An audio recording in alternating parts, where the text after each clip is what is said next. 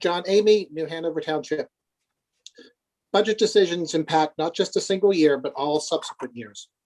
I think we would agree that no fiscally responsible board member could vote on a budget without fully understanding not only its current impact, but also its impact on our fiscal status and educational offerings for at least the next 3 to 5 years.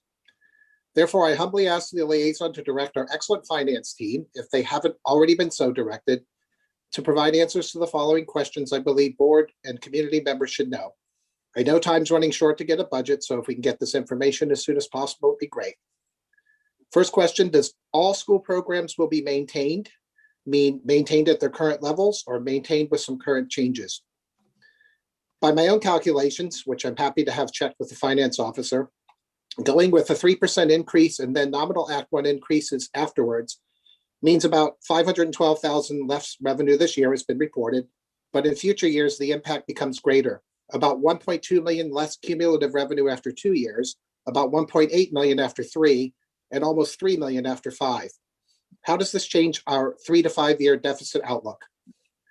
What is the impact on our programs with about 3 million less revenue over 5 years? We've been in this kind of whipsaw situation before. We give taxpayers a tiny bit of relief now, only to sock them with a much larger bill later for fewer services. What are the current plans to avoid this?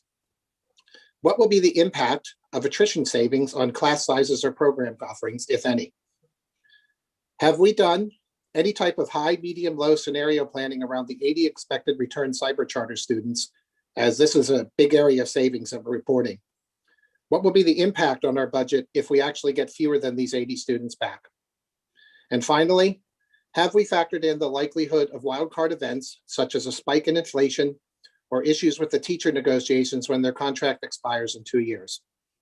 Will we be able to see these assessments?